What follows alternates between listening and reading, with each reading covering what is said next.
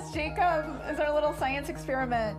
We take a look back at the year's best health stories, like how this boy had his vision restored. I feel great. I feel alive. Yeah. Londoners escaped a busy day by steaming with strangers outside.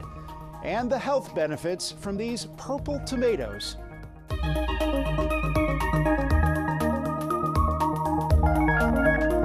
Welcome to a special edition of Eye on Health. We're looking back at the most interesting and impactful health stories of 2024. I'm Bradley Blackburn. We begin in March when we learned about the world's first transplant of a genetically modified kidney from a pig into a human. The procedure was performed at Massachusetts General Hospital in Boston. Unfortunately, since then, the recipient, 62-year-old Richard Slayman, has died, though doctors say there was no indication that it had to do with the transplant. His family says his legacy will be one that inspires patients, researchers, and healthcare professionals everywhere. Nancy Chen reported on that groundbreaking surgery.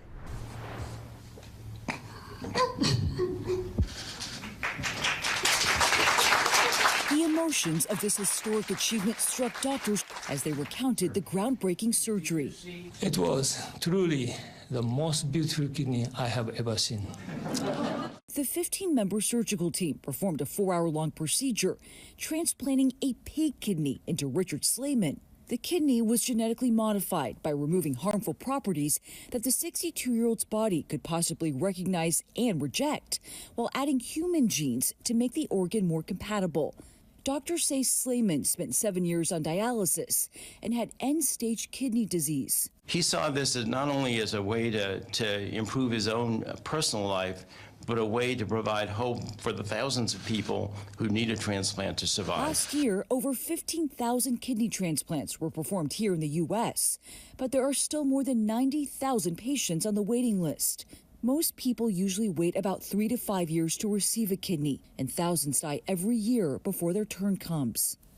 Every week, we have to remove patients from the waiting list because they become too sick to get a transplant while on dialysis. Doctors say if this doesn't work, Slayman will have to go back on dialysis, but that they're hopeful this is the start of a new chapter. Our hope is that dialysis will become obsolete.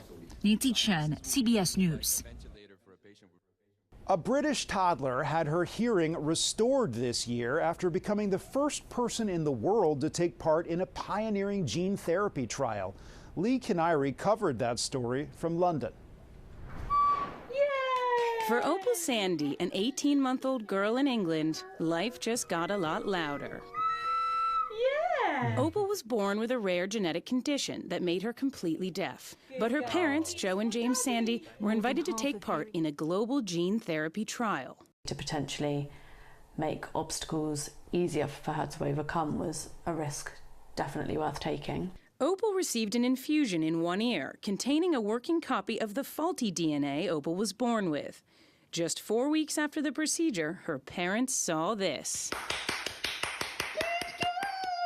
Absolutely mind-blowing. I'm not sure I believed it at the start. I think I said it was just a fluke.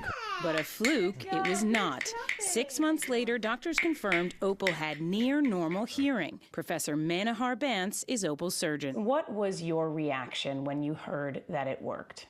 I really was a bit flabbergasted because we all expected in theory it to work, but to see it in practice, to see the actual audiogram and see it responding, it was a bit unreal and very joyful.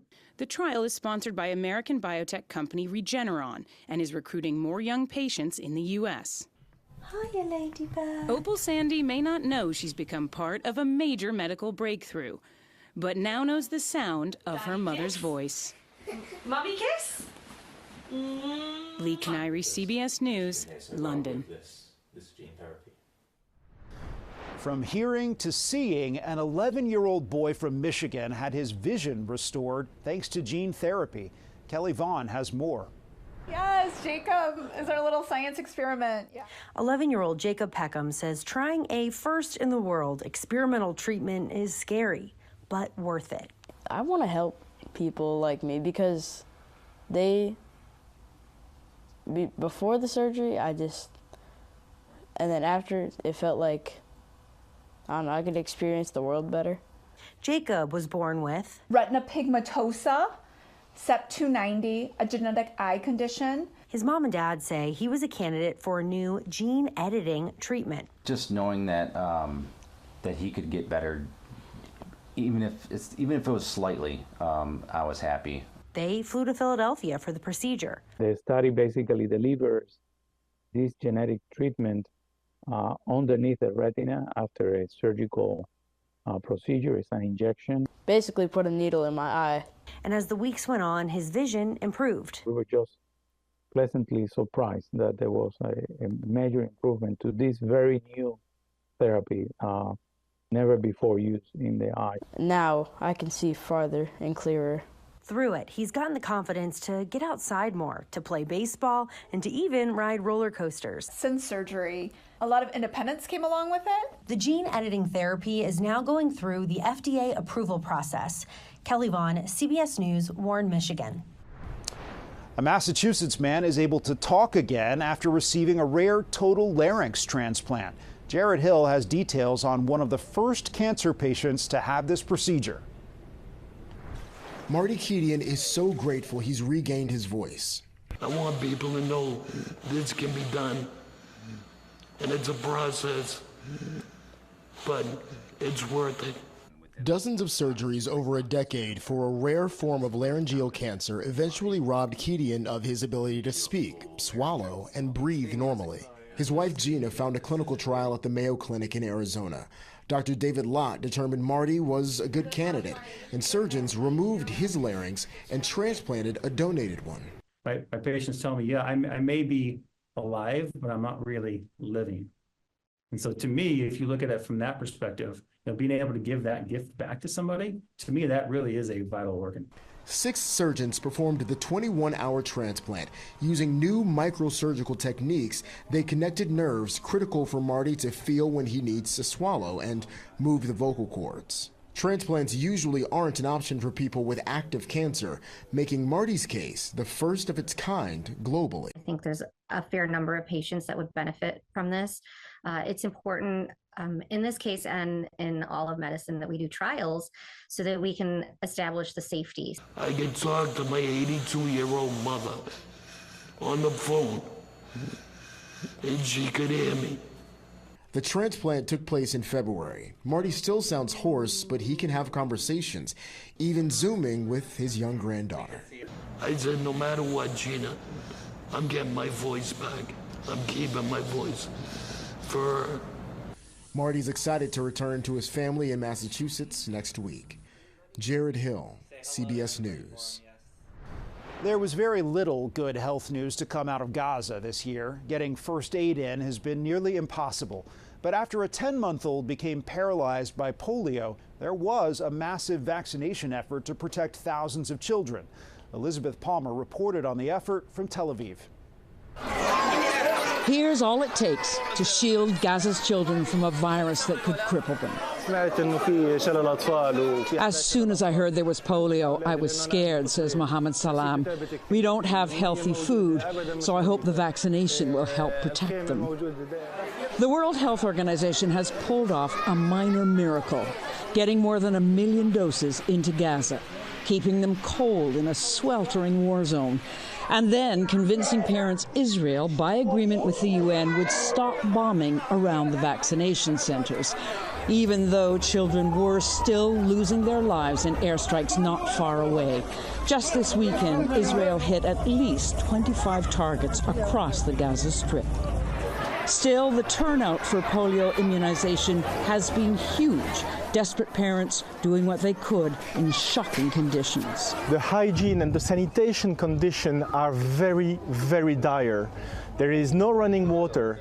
Jonathan Crick's team at UNICEF distributed the vaccines. A lot of families brought their children because they told us our children are sick all the time. So for us, it is critical that we do everything to protect them. With overcrowding, scant water for washing, and at least one confirmed polio infection, the vaccinations are averting disaster. So you may have stopped polio in its tracks, but there are other diseases that affect the children in Gaza now. What are the most dangerous? When I was in the Gaza Strip, we had 90% of the mothers who were saying that their children were suffering from acute chronic diarrhea. When you have a 6-month-old baby who is suffering from acute diarrhea, who doesn't have enough food, who doesn't have enough water, who doesn't have enough medicine, baby can die from it. Elizabeth Palmer, CBS News, Tel Aviv. Staying in conflict zones, soldiers in Ukraine, traumatized by what they've gone through in the war against Russia, are finding a new outlet to heal their invisible wounds. Ian Lee shows us how art is helping them cope. These Ukrainian soldiers are trading the battlefield for the classroom, armed with buckets of clay and tools for creativity. They all smoke because of the war, so they're making the first thing they want to make is ashtrays. Oleksiy Perhomenchik is their commander, a local sculptor looking to help these troops suffering from psychological trauma linked to the ongoing war with Russia. People come here, they have a frown on their faces. They cannot even speak properly to their families. They don't understand how they forgot. But psychologists say getting their hands dirty is helping them heal, as they sculpt tanks and other memories from the battlefield. This soldier says it's become a kind of rehabilitation for us when you focus all your attention on what you can create. Many are starting to smile again for the first time in a long time. When we say goodbye, they're laughing, they're joking, they're just the same people again. Helping to heal the hidden wounds of war. Ian Lee, CBS News, London. Coming up, the new surgery that was able to give a young girl an ear, and how a world-class orchestra is helping stroke patients.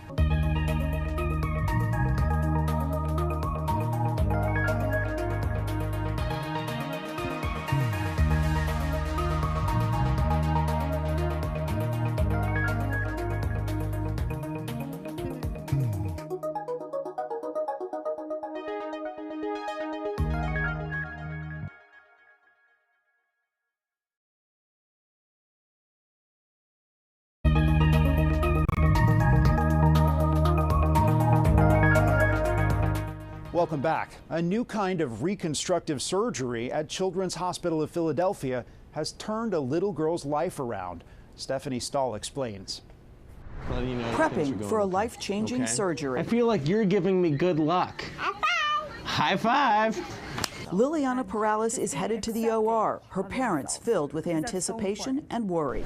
I love you, my girl. Liliana was born without an ear. Her parents decided she should have surgery to create a new one so she wouldn't get teased and feel self-conscious. We all wanted her just to feel complete and whole and not feel any different. The family turned to Children's Hospital of Philadelphia. Liliana has hemifacial microsomia, causes part of the face not to develop as the rest of the face. Dr. Jordan Swanson says it's a relatively common condition. With Liliana's case, she hears from her other ear, so the operation was to create an artificial external ear. So this is the challenge. We have to reconstruct this. Instead of the traditional surgery using cartilage from the ribs, Dr. Swanson is now working with a medical-grade plastic framework. And it has little pores through it that actually the body's tissue can grow into it. During the 6-hour operation, tissue from the skull and skin grafts are used with the plastic frame to create Liliana's new ear. We're done. Did she do good? She did great. Yay! She did really well. Thank you. The 5-year-old's ear is under wraps for some healing, then the big reveal. Can you look in the mirror and see your new ear? She didn't want to look in the mirror in the beginning because it was like different. And now the ear is completely healed. The doctor fixed my ear. Do you love it? Yeah. She is so happy that she has 2 of everything now, and she feels so complete now. Which includes having pierced ears. I'm so excited for the life that she has ahead. The family is filled with gratitude and excited for Liliana's future. Stephanie Stahl, CBS News, Philadelphia. An Art Meets Science program is harnessing the power of creative group music to help those who've suffered from stroke to improve mobility and cognitive ability. Danya Backus introduces us to Orchestra. At this music collaboration, every bow stroke, trombone slide, And maraca shake is associated with rehabilitation. Since 2015, musicians from the United Kingdom's Royal Philharmonic Orchestra have conducted Orchestra, pairing up their musicians with stroke patients and others with limited mobility to use music to help them recover. You didn't even worry or think about your pain. 87-year-old Marie Garcia recently fell and broke her arm. She's had limited mobility. But on this day, it was all about the beat. They gave me drumsticks to pretend I was playing, and you just moved with the music. It was very, very relaxing and entertaining. This year, the Royal Philharmonic brought the program to the U.S. It teamed up with the University of California Irvine Health, its music students, and the Philharmonic Society of Orange County. This is a wonderful example of applying the power of music to a healing environment. Dr. Lisa Gibbs is the chief of geriatric medicine and gerontology at UCI Health. She says Orchestra helps remove social and physical barriers for stroke survivors and other patients. The brain is just a fantastic organ. We have pathways that work, maybe in a stroke pathways that don't work, but somehow music figures out how to circumvent those. Studies done in the UK show the program has physical, cognitive, social, and emotional benefits. At UCI, Orchestra hit the right notes of harnessing the power of music to bring joy and mobility. Tanya Backus, CBS News, Orange, California. Would you try a purple tomato? A California company is planting seeds of nutrition and innovation with bioengineered fruit. Ashley Sharp tried it out. It's not your everyday greenhouse. This is the lab where we're developing new varieties of tomatoes, we're producing seeds, and then we're trialing them. A quick walk through and it becomes clear it's actually a science lab.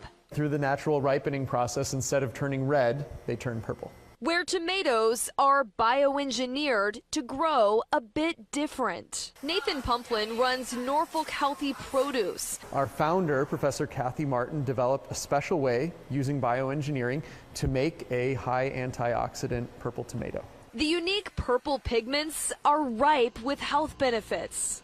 Anti-inflammatory activity, anti-cancer properties, they're good for heart health, lung health, and most of us simply don't eat enough of them. But why purple?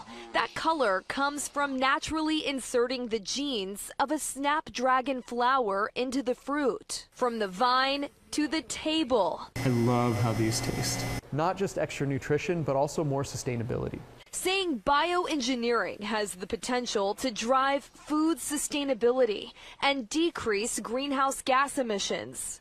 The more people see this and see the benefits and become comfortable with it, the more we'll be able to get the benefits as a society.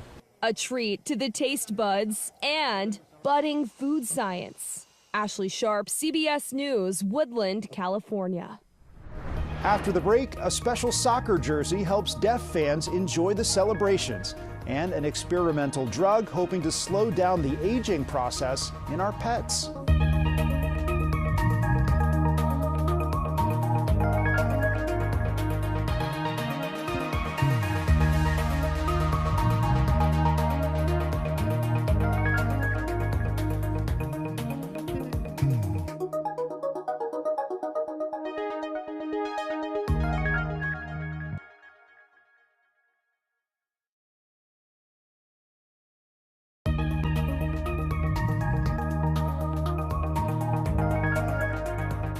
Welcome back. There are some moments in life that we may take for granted, like the excitement that you feel being in a crowd at a live event. Across the pond, 2 sports fans with hearing loss are now experiencing that for the first time. Leah Mishkin has their story from Newcastle, England. When best friends Ryan and David get together, they find it easy to bond over their shared passion, the British soccer team Newcastle United. I just love Newcastle. Ryan's mother helps her son, who's deaf, explain how the team got their family through some tough times. The 28-year-old has had more than 15 surgeries and lots of health complications. So I used to play Monopoly and read all the programs and read over the old things to pass the time in hospital. 2002. He saw his first game at 6 years old, and the love for Newcastle goes back generations. The team just gave him this jersey, which has given him a whole new perspective of the game. It has these vibration pads inside and an electronic brain. Newcastle United and their main sponsor, Sella, are bringing these high-tech shirts to deaf fans like Ryan and David. And I could feel it like in my arms and down the front. The sensation happens during big moments of the game, like when someone scores a goal or when the crowd erupts in cheers. I think you realise very, very early on that we were going to be able to make a massive difference in their lives. I feel like we've got full access to the environment. We feel like we're included. We feel like we've got a connection with the other fans. Because they've been fans for, more than a decade. Yeah. It's the first time they're able to feel it in a different way. It's a new experience for them. Yeah, exactly that. David and Ryan say it's an unforgettable feeling they can now experience over and over again. Leah Mishkin, CBS News, Newcastle, England. Also happening over in the UK, backyard bathing is making a comeback as health-conscious folks dip their toes into a new trend. As Ian Lee reports, there are a lot of benefits if you're brave enough. The shivering sensation can take more than your breath away. That was enough hot. But dipping into a cool pool, these backyard bathers say, delivers a feel-good frozen feeling. No, it's good, it's refreshing, isn't it?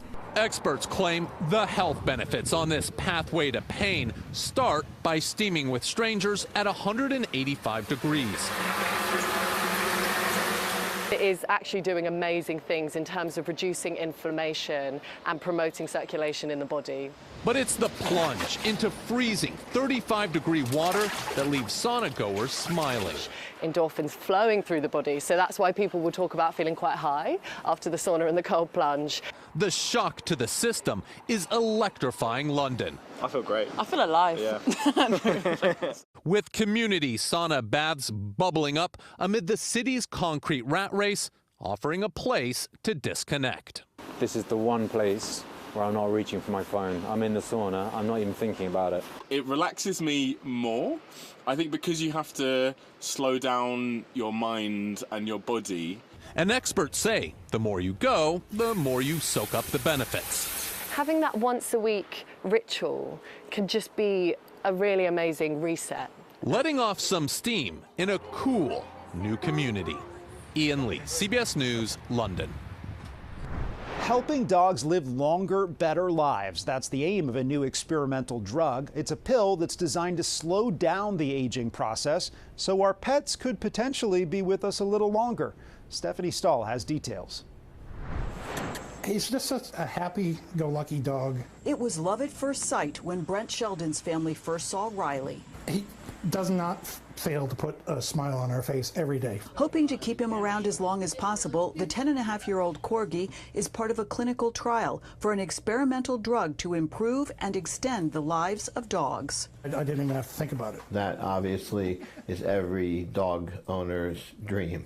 Is how can I keep my best friend alive and healthier and happy longer? Dr. Sam Geller with the Quakertown Veterinary Clinic says he's enrolled about 50 dogs and is accepting more to test the daily pill. So it helps with potentially preventing insulin resistance. It helps with managing fats in your body. It helps with managing lipids in the bloodstream. The way the study is designed, half of the dogs are getting the real drug, the other half are getting a placebo, but we don't know which one Riley is getting. The FDA wants you to show that your drug is better than a sugar pill. In accepting the clinical trial, the FDA said there is a reasonable expectation of effectiveness. This medication is intended to help preserve metabolic health. Loyal's director of veterinary medicine, Brennan McKenzie, says the drug works on the principle of calorie restriction that's been shown to help canine and human health, but there's no limit on what the dogs eat. The way that this drug works is essentially to activate some of the same pathways in the body that caloric restriction activates, but in a way that is safer and more convenient, because none of us want to starve our dogs in order to make them live longer. The study is aiming to include more than 1,000 dogs. Brent is hopeful it will keep Riley around as long as possible. Stephanie Stahl, CBS News. That's our look back at a year of remarkable stories. We'll keep our eye on health in 2025. I'm Bradley Blackburn. Thanks for joining us, and have a happy, healthy new year.